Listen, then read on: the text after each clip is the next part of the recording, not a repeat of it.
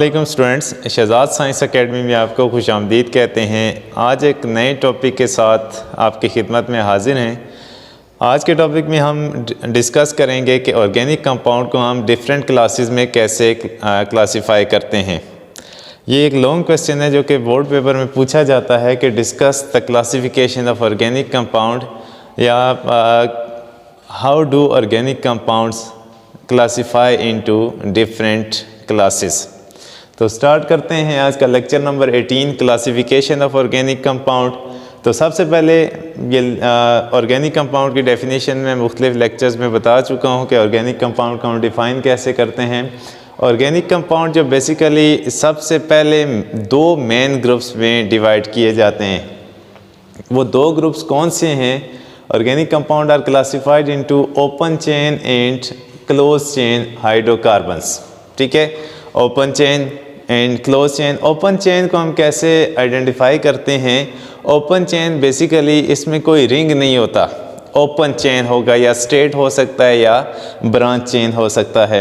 यहाँ पे मैंने डेफिनेशन लिखी है कि ओपन चेन हाइड्रोकार्बन्स ऐसे हाइड्रोकार्बन जिसमें कार्बन एटम एक दूसरे के साथ अटैच होते हैं या स्ट्रेट चेन के ज़रिए या ब्रांच चेन के ज़रिए। Hydrocarbons in which carbon atoms are attach to each other through a straight और ब्रांच चेन। ठीक है, उसमें लिंकिंग कैसे हो सकती है कि कार्बन एटम एक दूसरे के साथ एक स्ट्रेट पैटर्न के ऊपर अटैच होंगे या उसमें कोई ब्रांच हो सकती है। अब ब्रांच क्या होगी ये भी हम देखते हैं, और स्ट्रेट पैटर्न कैसे होगा। ये ओपन चेन फर्दर क्लासिफाइड होते हैं into two groups, straight chain hydrocarbons and branch chain hydrocarbons. ठीक है, इसकी एग्जांपलें भी हम साथ साथ लिखेंगे। अगर यहाँ पे हम इसकी एग्जांपल देना चाहें तो इसमें भी हमने पुट की हैं। स्ट्रेट चेन कौन से होंगे? जिसमें एक रिंग नहीं होगा बल्कि कार्बन एटम एक दूसरे के साथ एक स्ट्रेट पैटर्न के ऊपर अटैच होंगे। फॉर एग्जांपल ये एक स्ट्रेट चेन हाइड्रोकार्बन है, इसका नाम क्या होगा? N butane. अगर इसी को हम ब्रांच में कन्वर्ट करते हैं, इसकी ब्रांच बनाते हैं, तो मतलब कि एक कार्बन के साथ कोई दूसरा कार्बन लिंक कर जाता है स्ट्रेट चेन के साथ। तो यहाँ पे ये जो मिथाइल है ये ब्रांच में है। ठीक है, और इसका नाम क्या बनेगा? आइसो ब्यूटेन या फिर 2 मिथाइल प्रोपेन, डिपेंड अपॉन कि आप इसको कौन सा नाम, कॉमन नेम देते हैं या आयुपेक नेम देते हैं। अच्छा, उसके बाद स्ट्रेट चेन को हम कैसे डिफ़ाइन करेंगे और ब्रांच चेन को कैसे डिफ़ाइन करेंगे? तो स्ट्रेट चेन बेसिकली सिंपल सी डेफिनेशन है कि ऐसा हाइड्रोकार्बन जिसमें कार्बन एटम एक दूसरे के साथ स्ट्रेट पैटर्न के ऊपर अटैच होते हैं, एक स्ट्रेट लाइन में अटैच होते हैं। जैसे एग्जांपल हमने पहले भी लिखी है, इसकी एग्जांपल यहाँ पे जो कोड की गई है एन प्रोपेन। सबसे पहले आप डेफिनेशन के ऊपर दोबारा आएँ कि hydrocarbon in which carbon atoms are attach to each other in straight line. ठीक है, उसके बाद जो एग्जांपल है n propane, n for normal chain, straight chain. N यहाँ पे हम जो यूज़ कर रहे हैं this is for normal straight chain. और यहाँ पे प्रोपेन, प्रोपेन जो है हमारे पास this is straight chain. Prop mean कि आप इसमें 3 कार्बन यूज़ करेंगे और एन ई रिप्रेजेंट के इसमें सारे के सारे सिंगल बॉन्ड होंगे और ये आपस में अटैच कैसे हैं? एक लाइन के ऊपर, एक स्ट्रेट पैटर्न के ऊपर, इसमें कोई ब्रांच नहीं होगी। और जो ब्रांच सेकंड में इसकी जो टाइप है branch chain hydrocarbons, branch chain hydrocarbons में जो कार्बन एटम हैं उसके साथ एक या एक से ज़्यादा ब्रांचेस अटैच हो सकती हैं। जैसे कि hydrocarbons that have 1 or more branches within the structure, कि उस स्ट्रक्चर में एक या एक से ज़्यादा ब्रांचेस होंगी तो उसको हम ब्रांच चेन हाइड्रोकार्बन कहेंगे और ये ओपन चेन की सब डिवीजन है।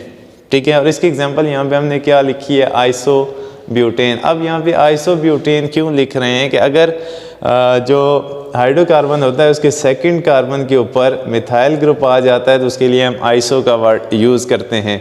और यहाँ पे एक देखा जाए तो एक स्ट्रेट चेन के साथ एक ब्रांच अटैच हुई है। अगर कोई एक या एक से ज़्यादा ब्रांच आ जाती है तो उस केस में जो हाइड्रोकार्बन हमारे पास आएगा उसको हम क्या कहेंगे?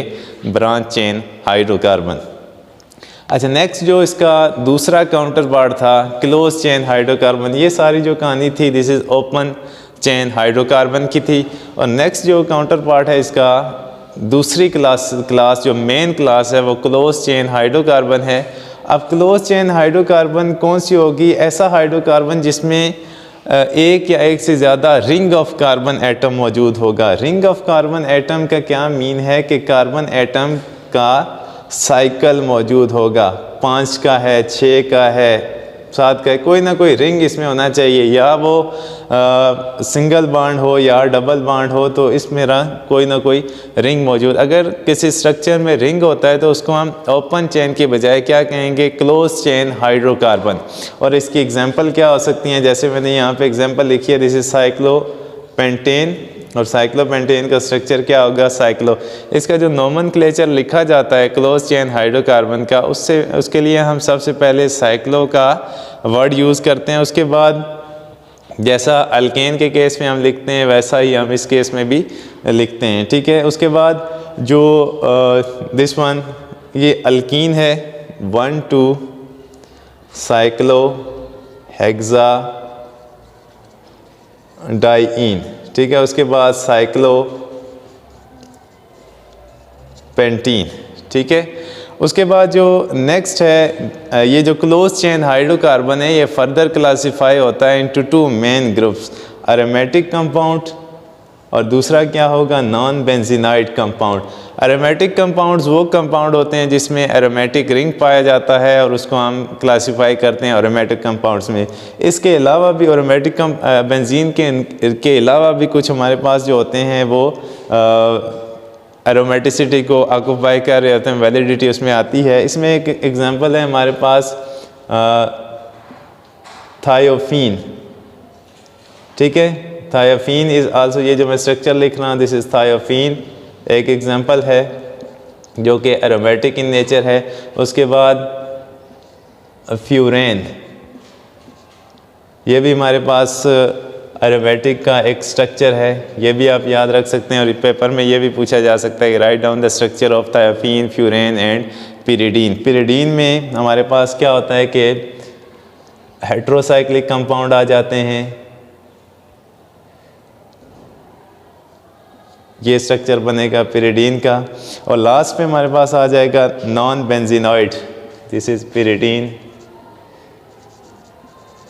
ठीक है। नॉन बेंजीनाइड कंपाउंड में ऐसे कंपाउंड जिसमें बेंजीन रिंग नहीं होगा उनको हम क्या कहेंगे? Non benzenoid compound. जैसे कि हमने एग्जांपल दी है, दीज आर नॉन बेंजीनाइड, ठीक है। उसके बाद पेंटीन के केस में साइक्लोहेक्सेन हो गया, साइक्लोहेक्साडाइन हो गया, और लास्ट पे क्या हो जाएगा? साइक्लोपेंटीन, ठीक है। तो ये यहाँ तक आज के लेक्चर में जो था क्लासिफिकेशन ऑफ हाइड्रोकार्बन के, हाइड्रोकार्बन का हम डिफरेंट क्लासेस में कैसे क्लासिफाई कर सकते हैं। नेक्स्ट लेक्चर में आपकी खिदमत में दोबारा हाजिर होंगे, तब तक के लिए अल्लाह हाफिज़।